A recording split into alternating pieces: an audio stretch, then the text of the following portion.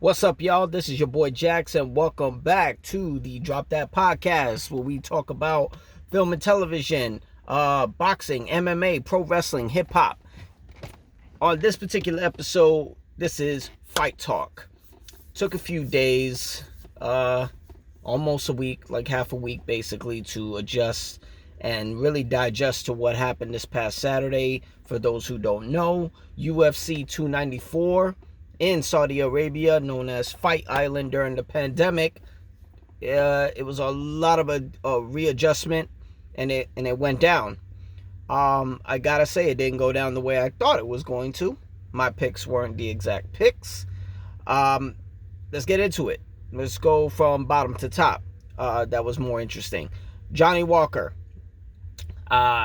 So he got hit with a legal knee, and the doctors wanted to play mindfuck, basically, about, oh, where are you? Okay, now that shit could be, I feel like it's a trick question. He asked them, for those who don't know, Johnny Walker and I forgot homie who the guy who always has a problem with his opponents when he fought Jan Blachowicz, damn, I can't even say his name, Polish Power. There you go. I'll just call him Polish Power. That went to a draw. This fight, he fought Johnny Walker, and they went to a no contest due to an illegal knee. They just need to get that fucking guy, whatever his name is, out. Like, don't give him any more big fights. I don't see really what the issue is with him. But you get Johnny Walker, and he hits him with a legal knee. And the doc came in and asked Johnny, where are you right now? Casey's concussed. I get it. You should be asking that question, but it's the answers that he's not accepting. From what we hear from UFC president and CEO Dana White, is that this guy is a newbie. He don't know shit. He don't know shit from his own ass. If he wanted to question his shit, if his shit was concussed, hey, where did you come from? He probably will say a rectum. No, it was an asshole. It was a trick question. He's a fucking idiot. Now, he asked Johnny, where are you? Apparently from John Kavanagh, who is the head trainer of Johnny Walker, who's also known for head trainer as Conor McGregor. He basically said, I'm in the desert. Okay. He heard that and he called off the fight. No contest. Now, here's first thing, right? Johnny's not fucking lying. He's in the desert. What did you want to hear? Saudi Arabia? Did you want to hear the continent? Did you want to hear what the name of the arena was? Did you want to hear Fight Island? He's not wrong. He knew it was the fucking desert. He snapped back into place and Johnny was ready to fight everybody. Now, I feel like that was a trick question. He fucked over Johnny. I feel like a lot of these commissions in Saudi Arabia, or doctors, whoever they're hiring, they're very biased towards the Russian fighters. I don't know why, but it's just getting that feeling now. But here's the second part of that. A legal knee is not a no contest. It's known as a disqualification, motherfucker. Johnny Walker wins by DQ. So he fucked Johnny. It's all good. Let's move on, because I'll just go on a whole rant on that stupid ass doctor who was making problems the entire night. Kamaru Usman versus Khamzat Chimaev in a co-main event. Now, I picked Chimaev to possibly finish Usman due to his last two performances. But that wasn't the case. Chimaev wins by majority decision. One judge actually had it for Kamaru Usman. Now, Usman clearly lost the first round. He was taken down. He was held there for God knows how long. That was a 10-8 round. In my mind, I called it, I thought it was a draw. Because one of those rounds, second and third, was clearly Kamaru. Now, which round was that? I would say it was round 3. I think Kamaru Usman won round 3. And round 2, I would consider a draw. It's getting taken down, but no, I'm sorry. I would consider round 2 Kamaru Usman, and round 3 I will consider it a draw because, yes, Chimaev did get the takedown again, but he didn't hold him down. Kamaru got right back up, and he couldn't handle the Nigerian Nightmare striking. I like, personally, Kamaru Usman as a middleweight. I think he was very more explosive. I feel like he just needed to get a feel of it. There was no fight camp for it. So he even didn't like, he'd been calling out Chimaev for months, but he didn't necessarily know he was going to get him. He finally gets him on 10 days notice. It was all pretty much freestyling from there. No wrestling was trained, nothing. Yeah, he stays in shape, but that has nothing to do with preparing for a fucking opponent. So people say if that shit went 2 extra rounds, Kamaru Usman finishes or possibly beats Chimaev. I 100% agree. 100% agree. 5 rounds, Kamaru takes that win. If this shit was a rematch, main event, 5 rounds, I think Kamaru pretty much, I mean, he came close about 3 or 4 times finishing Chimaev. Chimaev didn't know what to do with those strikes. This wasn't the same Chimaev that I saw against Gilbert Burns. Now, what was up with Chimaev? Were you prepared for Paulo Costa? If this is the way you were going to fight Paulo Costa, he probably would have knocked your fucking lights out.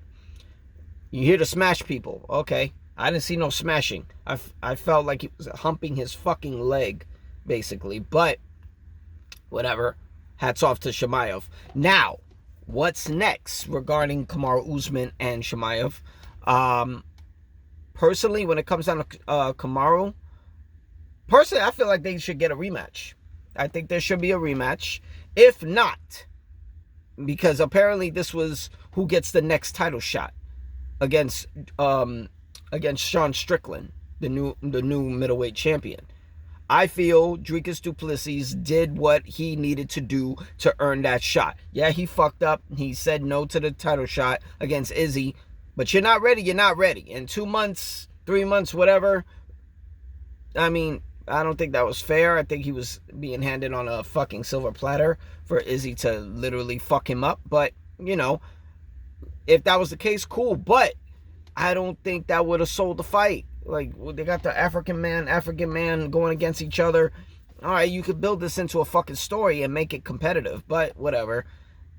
I think they should rematch. If not, I think Chimaev should 100% face Paulo Costa, do the real fight.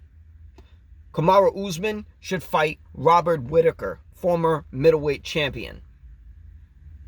So if in my mind, if I'm Dana White, I'm going to plan a big middleweight showcase. I'm going to have Sean Strickland defend the title against DDP, Dricus du Plessis. Personally, I will put this as a co-main event. Kamaru Usman fights former welterweight champion Kamaru Usman fights former middleweight champion Robert Whittaker. And Paulo Costa versus Hamza Chimaev. Fair is fair. Dricus du Plessis is still #1 contender. And the rankings just came in yesterday, and apparently Chimaev is number 9. Numero 9, as people would say it. Number 9, and you're going to give him a fucking title shot? You're an idiot. That performance does not say, I'm ready for Sean Strickland. No. Are we going to sell this fight? No, you're not. Get off the dick of Chimaev. He didn't smash anybody. He barely made it out alive. So, that doesn't equal a title shot. Dricus du Plessis did what he can, and he finished in the second round Robert Whittaker. In the middleweight division, the only one to finish Robert Whittaker was your boy Izzy. In impressive fashion, if I may add. Dricus du Plessis, next guy to do it. So I don't think Chimaev should be getting a shot. It'd be weird. That shouldn't even be sold. And if it is going to happen, I got Sean Strickland by decision, 5 rounds. Just saying. Next on the list is Islam Makhachev defeating Alexander Volkanovski. Lightweight champion. Islam versus featherweight champion Volkanovski for the lightweight title. 10 days notice. Knocks out in the first round Volkanovski. Damn, I felt bad for Volkanovski, man. I actually had him beating Islam. But this is what happens when you take a fight on 10 days notice and no fight camp against one of the top Dagestan fighters, who's also the protege of Khabib Nurmagomedov. Damn, man. So we ain't gonna get that rematch. We ain't gonna get a trilogy out of that. So it was kudos to Islam. Did a great job. I mean, you got people complaining that, oh, he's got screwed over again on pound for pound list. What have you fucking done in the pound for pound list, bro? Okay, yeah, you knocked him out. Great. Oh, you finished Oliveira, Charles Oliveira, a year ago. What else? John Jones has been undefeated for over a decade. If anything, you belong in number 2, not number 1. I don't know how the hell you get in the fucking number 1. Now, let's get into what's next. We'll start with Volkanovski. Obviously, he's got a contender. Damn, I forgot how to pronounce his name. Damn, whatever. We got a number 1 contender out in the featherweight division. I think Volkanovski said he wants to fight him in January. I don't think he should. But then again, he wants to stay active. My question is, if Volkanovski goes down back to featherweight, defends his title in January against the number 1 contender, you beat him, what do? Ain't got many contenders. You're going to be pretty much going through what Izzy went through, and you're going to be lapping the division again. And you already went through Max Holloway 3 times. You already finished Yair Rodriguez. What is it? You already made a decision of Brian Ortega. It's not really much activity going on in featherweight division, but who knows? Maybe it clear up. Now, Islam Makhachev. Let's get on it. I was very anxious with this one. So he wants to move up from 155 to 170 to face the winner of Leon Edwards and Colby Covington for the welterweight championship. Personally, if it's Islam versus Colby, they're wrestling against each other. Russia versus America. You got a good story. I think it would sell. Russia versus UK with Leon Edwards. I don't know if that sells. My thing is, what in the flying fuck has Islam Makhachev done to be able to go up to 170 and go after champ status? Let's take a look, why don't we? You defended your title 2 times. You beat Charles Oliveira a year ago by submission. Really great. Impressive performance. He pretty much dominated it. Your next fight was Alexander Volkanovski. Barely made it out of that. Got away with the decision. Then you take Volkanovski on 10 days notice. Knocked him out in the first round when your original opponent was Charles Oliveira in a rematch also from a year ago.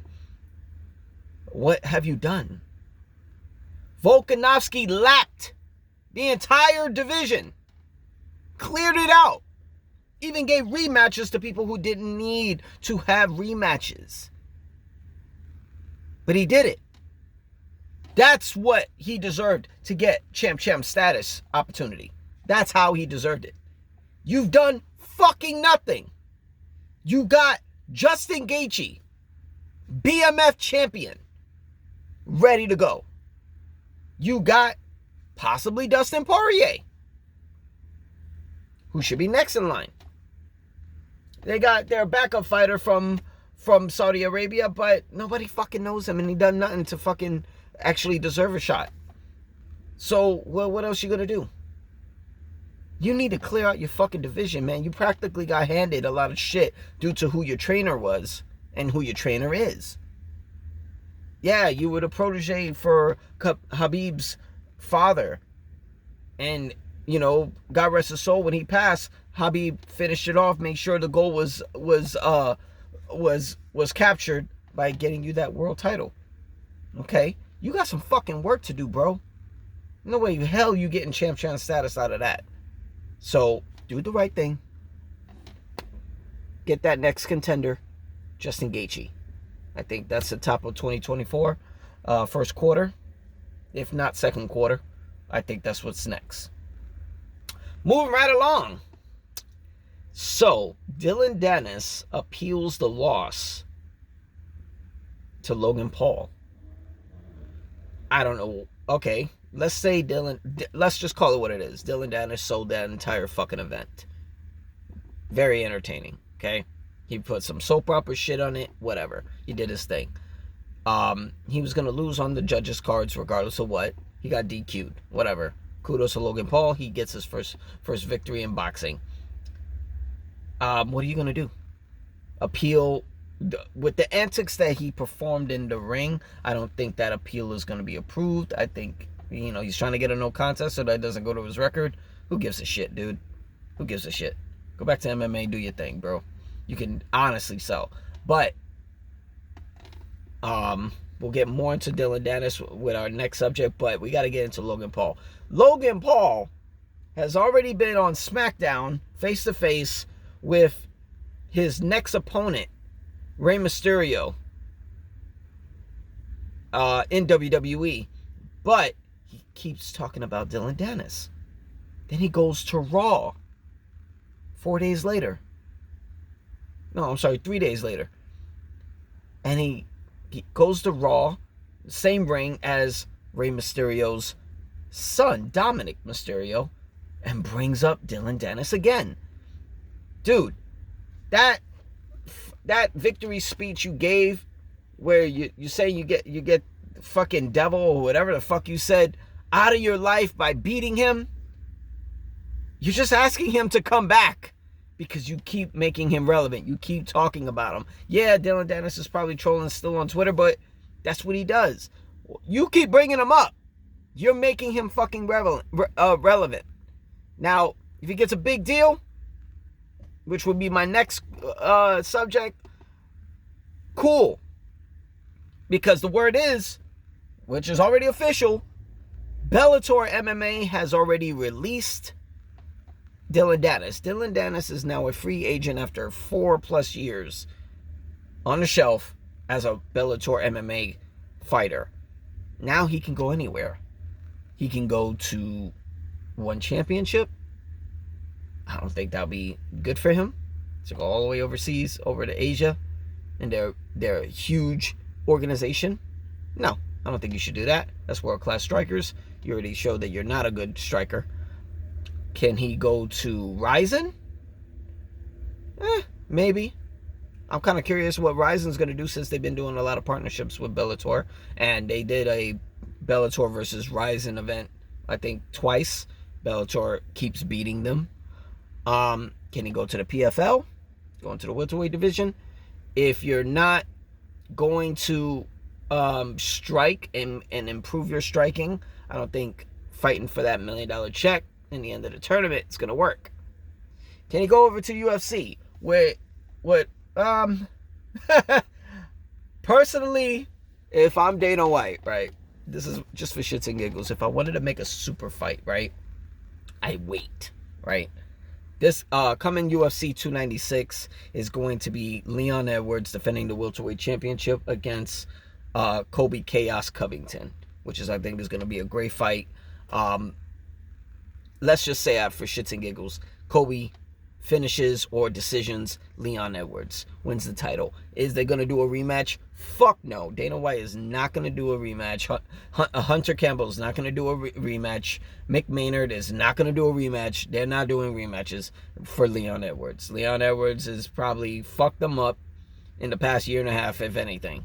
complain. Then when they wanted to turn a London card into a pay-per-view, and then they had to downgrade it to a fight night during the summer, it was due to Leon Edwards. So I don't think Leon gets a rematch.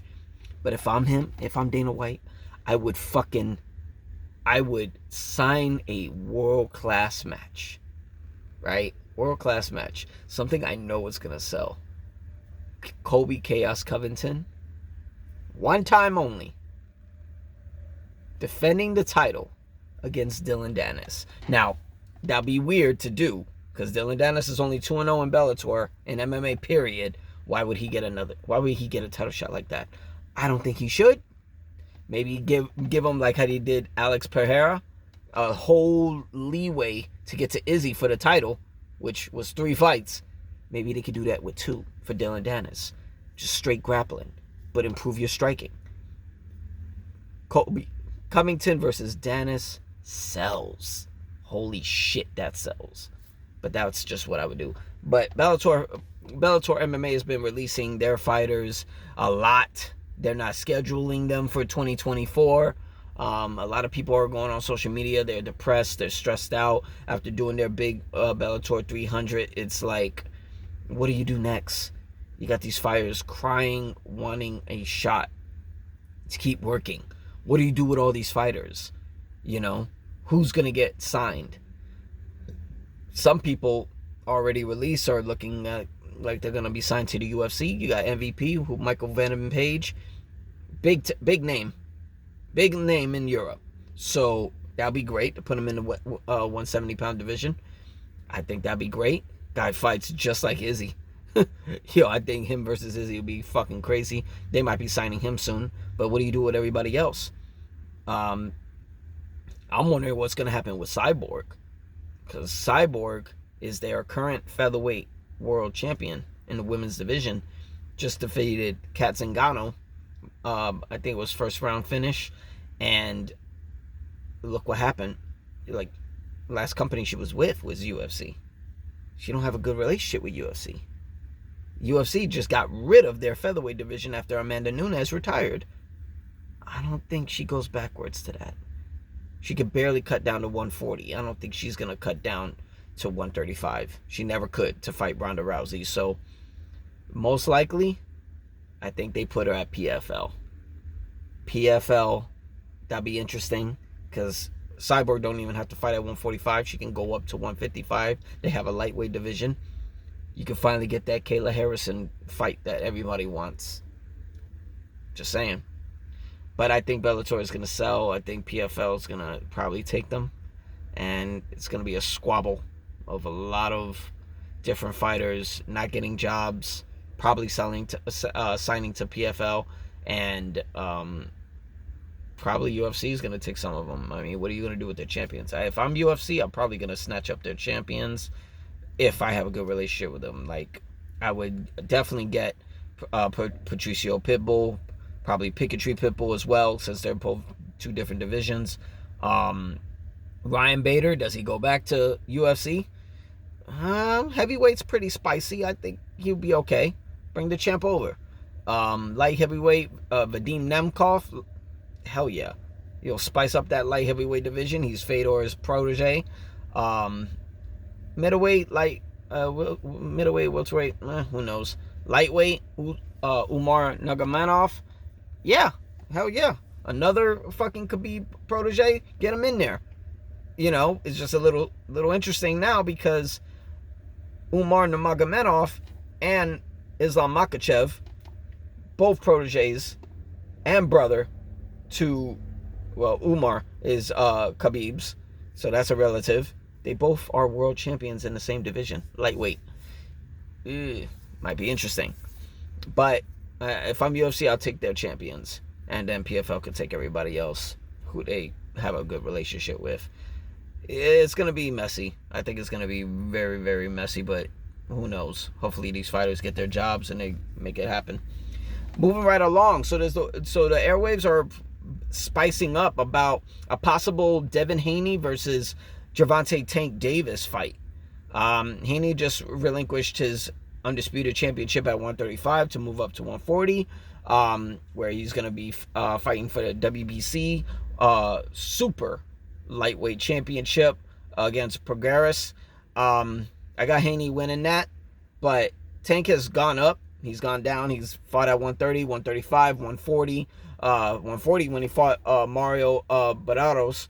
But would he go up to 140 and just silence 135? Who knows? I mean, if I'm Tank, I'm going to get my feet wet back in the business again. Get a little warm-up. Probably take on Shakur Stevenson in the unification bout, because Shakur is about to fight for the vacated WBC lightweight world title. And then move up to 140. See what's popping over there. You got Teofimo Lopez. You got Ryan Garcia, who's fighting December 2nd. And you got Devin Haney, who's fighting later in December as well. Very spicy. You see rematches. You might even go up to Devin Haney and give the people what they want. Undefeated versus undefeated. But till then, it ain't gonna happen. Who knows? Let's go with UFC 295 has just spiced up a bit. I am so fucking disappointed in this shit. John Bones Jones just got injured. He tore his pec muscle that connects to the bone, that connects to the bone. During a training accident. It's video footage. You can go online and check it out. They said he's going to be out for at least 8 months, and which 8 months means he ain't going to be fighting until International Fight Week next summer. And Stipe Miocic, who was his scheduled opponent, has decided not to stay on the card. And replacing that is the backup fighter for that title fight, Pavlovich, and he will be taking on Tom Aspinall for the interim heavyweight title. And your new main event is going to be upgraded from to Yuri versus Pereira light heavyweight championship. That's going to be your main event. Aspinall versus Pavlovich is interim title co-main event. And here's where it's going to get very interesting, because they want to still do that Jones versus Stipe fight. They don't want to let go of that. Why do an interim title? I don't get. They should be number one contender, but I guess you need somebody, because I feel like they know this is going to be Jones's last fight and Stipe's last fight, and do it a legacy fight that sells for the heavyweight title. Damn, this is going to be sucky, because we're back in the same situation as when Robert Whittaker was interim middleweight championship and Michael Bisping was the middleweight world champion. He didn't fight the interim champion Robert Whittaker. He fought George St. Pierre. We're in that same fucking situation. Madison Square Garden.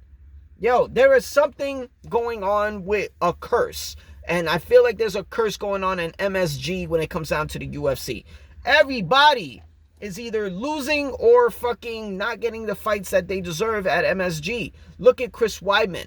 Chris Weidman has been wanting to fucking win a fight at MSG, and he never gets that shot. He lost against, what was the fight that he had? Yoel Romero. He got finished with a flying knee. And then there was one more. I forgot who the hell it was, but he lost two of them. And it was due to a finish. And he's from New York. You know, look at John Jones. John Jones is a New Yorker who lives in Albuquerque. And this was the fucking way to finish his career. Go to MSG. Finish it off. Now you don't get that opportunity. This is some fucking bullshit, bro. I don't get it. But, you know, there's either A or B that's going to happen. John Jones comes to fight International Fight Week to face Stipe Miocic for the heavyweight championship. Stipe is nearly 41, 42. I think he's pretty much at the end of his road. He's a well-respected fireman. But he fights also. It's interesting. And he's a 2-time heavyweight champion. Put some respect on his name. One of the greatest heavyweights of all time. I think Jones defeats him. Either A, retires, or wants to finally fight at MSG and unify the championship with the winner of Blachowicz or Aspinall. I don't think he should. I think they should leave this alone, but that's just my opinion. Jones is in his mid-30s. He don't have nothing to prove. He spent 3 years bulking up to heavyweight. He doesn't need to do this. I don't think so, but that's just my opinion. But sucks the fact that, we're not going to get the heavyweight championship at UFC 295 at Madison Square Garden like we wanted to, but whatever. Still a big fight. I'm going to be tuning in. UFC 295. We're going to give our who you got take on it the week of the fight. But speaking of who you got, we got this Saturday, Saudi Arabia. We are back in Saudi. And they couldn't even stop. They just did UFC 294. Now they're going to do it. It is a battle of the baddest is what is being labeled as. WBC heavyweight champion Tyson Fury taking on former UFC heavyweight champion Francis Ngannou. Holy shit. This is going to be interesting. And Ngannou is being trained by one of the baddest men. Fuck that. The baddest man in the heavyweight history. Iron Mike Tyson. Training Francis and Ngannou. And Mike Tyson. The guy who Tyson Fury was named after. It's interesting. And the crazy shit is that you got, I think it's December 23rd, has been signed on the dotted line. Fury versus Usyk. Undisputed championship in Saudi Arabia. That's in 2 months. So Fury's supposed to go into a 12-round bout with Ngannou to basically go right back into training camp during Thanksgiving, during Christmas time, to prepare for the biggest heavyweight championship in over a decade. How the fuck he does this, I don't know. But it's signed. It's signed. It's been announced. It's signed for that date. But here's the shit. If Ngannou happens to deliver a lightning power, Thor hammer, Hulk smashing right hand that might put Fury in a fucking coma, worse than what Deontay Wilder did, I don't think he's being approved to fight 2 months later. That's insane. Now, for those who don't know, the WBC Heavyweight Championship is not on the line. So if Francis Ngannou wins this fight rather than his decision, which I don't think he will, but by knockout, Francis is not the champion. He's the uncrowned champion. The WBC gave clearance for Tyson Fury to fight without the title being on the line. He got special privilege. This is going to be interesting. I think it's going to be very interesting. But let's get it. Who you got? I think this goes by the decision. I think Tyson Fury takes it by decision. There's no way. I mean, a 5-round UFC fight is 25 minutes. It's 5 minutes per round. 5 rounds. 25 minutes. Now with a 12-round boxing fight, that's 36 minutes. I don't know if Francis is training 12-round fights. But this is going to be his debut in boxing. He's already signed to PFL, so we already know where he's going next year. He's going right to PFL to do either super fights or join the tournament for heavyweight to become middle heavyweight champion and win $1 million. I mean, his check for this fight alone, this is Saudi money. Biggest fight of his life. This is bigger a John Jones fight. He's making a hell of a lot more than his last 2 heavyweight championships and his self-proclaimed biggest payday for John Jones last year. Combined. Francis, if you've seen the Grand Arrivals, Francis is looking like a fucking superstar. How he needs to be treated. This guy came from Cameroon, Africa. Cameroon. This guy was living on the streets. He even trained in UK. Like, This guy has a fucking story, and to see where he's at right now, multi-millionaire, walking, like, don't get me wrong, he's wearing a fly-ass fucking jacket in Saudi Arabia, but from what I hear, it's hot as fuck over there, so I don't know. Is he cold? Is he hot? I don't know.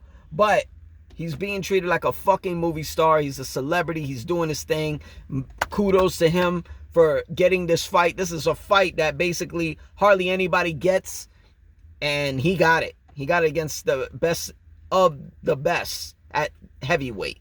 Tyson Fury, undefeated. So can he pull this victory off? I don't think so. And if he does, I think he's got 3 rounds to do it. 3 rounds. That's being nice. 3 rounds. Some people are giving him 2 rounds. I'm giving Francis Ngannou 3 rounds to knock this motherfucker out. If he can't do it, Tyson Fury is taking it. The best boxer right now is going to take it by decision. Does he knock out Francis? I don't think he's lighting him on the ground like he did Deontay Wilder in the trilogy fight. If it's going to be a finish, I think it's referee stoppage. I think he's going to get overwhelmed. That size, I don't know. To me, Francis is a lot bigger than Deontay Wilder. Deontay Wilder's a big motherfucker, and he's got a powerful hand. But I think Francis is bigger, more muscle. So if Tyson wants to do that whole overwhelming with his weight by hugging him and holding him, it might work, it might not work. But if I'm Francis, I'm shifting that motherfucker off me and fucking flying with a right hand. He's going to have to. He's going to have to fight it. Regardless of what. Win, lose, or draw, Francis fucking won in life. Multi-millionaire. Saudi money. Nobody's doing this shit. And he did it. I think he makes more. I mean, this is I don't know. It's a question mark if he's going to make more than what Conor McGregor made with Floyd Mayweather. But I think he comes close to it. I mean, Conor was able to walk away for at least close to $100 million. And he helped. He created a fucking promotion and put it in the ring. And he had Proper 12 promoting it too. So, business-wise, it was smart for him. What Francis is doing is different because this is in Saudi Arabia. They don't fucking play. You know, they don't play. And he's got merch. He's got shit going on. And PFL was allowing it even though he signed with PFL. This is huge. I'm happy for Francis Ngannou. He made it clear that, yo, I don't need to go back to the UFC if I don't want to. I can just chill. Bet. Do your thing, man. But I got Francis by decision. Unless in 3 rounds or opening 4th.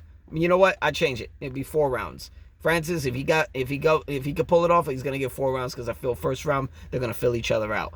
And if second round, third round, 4th round pop off, someone's head's flying off. But I don't know if it's gonna be Tyson. Tyson's head movement, he's gonna have to do that shit for 12 rounds. But I got Tyson by decision. But nothing but respect for Francis. Guy won in life. Very proud of him. But that's all we got tonight. And I'm Jax. This is the Drop That Podcast. You can find us on YouTube youtube.com/Drop That Podcast. You can find us over there.